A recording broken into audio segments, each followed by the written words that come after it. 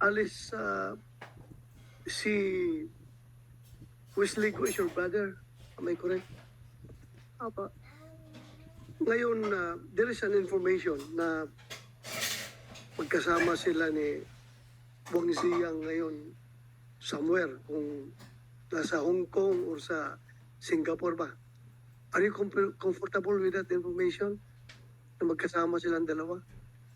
Sen, honestly, wala po akong idea po. Hindi ko po alam Hindi, kung magkasama I'm po not sila. asking about the idea. Okay, being your brother, itong si Wesley Go, komportable ka na magkasama sila ni Wang Ziyang doon sa ibang bansa? I assume po hindi po sila magkasama. Hindi pa ako comfortable po. Granting magkasama sila. Komportable ka, hindi? Hindi. May we know the reason why?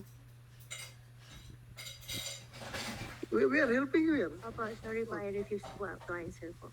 Hindi ka komportable. Hindi po ako comfortable po na sabihin po. Pero hindi po ako comfortable po na magkasama po. Magkasama sila. Okay. Thank you. Next question, Alice. Kung hindi ka na-aresto sa Indonesia, anong next plan mo dapat? Halimbawa, hindi ka pinakialaman ng Indonesian authorities. Anong next plan mo? What's your next move? Supposed to be your next move. Actually, honestly po, Sen, nag-uusap po kami na uwi na po ako dito sa Pilipinas. Uwi sa Pilipinas.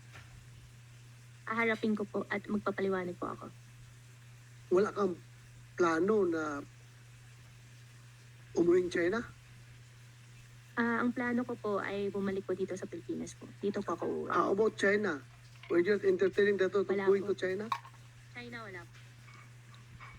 So, kung At saka Senator De Indonesia, La Rosa, if I may, sinabi niyo mo, Buhuaping, balak mo sana, gusto niyo sana bumalik dito at magpaliwanag. I highly encourage you to do that during this hearing.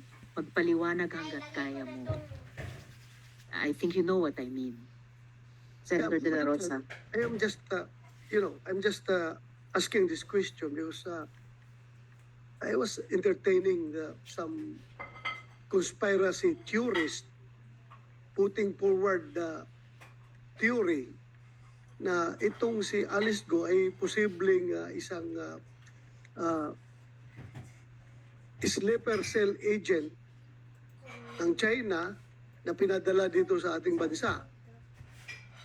Well, yun nga kaya ko tinanong kung gusto niyang next move niya from Indonesia is going home to China kasi the safest place for a sleeper cell agent is to go back home. Yung home base niya. Safe na safe siya doon sa China kung if indeed she is a state agent of China. Kaya nga tinatanong ko, so wala kang balak pumunta China? Wala po, before po nangyari po yung sa Indonesia po, nag-uusap na po kami nag-uusap po na consider ko po talaga na ang next move ko po ay babalik po ako dito sa Pilipinas. At saka magpaliwanag. sigurado, Senator De La Rosa, bago kayo magpatuloy, acknowledge ko lang yung pagdating ni Senator Bong Revilla na kasamang magtatanong sa susunod. Thank you, thank you. Senator De La Rosa.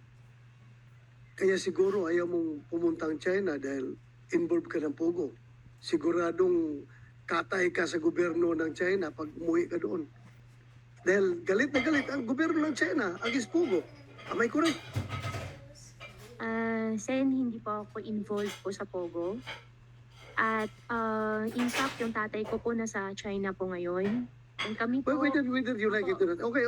kung kami po ay Whether you involved like po, it or not, sana po, hindi naman po, hindi naman, tama naman po kayo na galit po ang Chinese government po sa Pogo. And I galit think, nga. Kaya kung pupunta ka ng China, talagang katay ka doon dahil galit na galit ang Chinese government sa Pogo. hindi po yan ang reason kung bakit di pa ako pupunta ng China. Ang reason ko po, babalik po ako dito sa Pilipinas at magpapaliwanag ako dito at haharapin ko po kung ano man po yung mga aligasyon po. Correct. But you cannot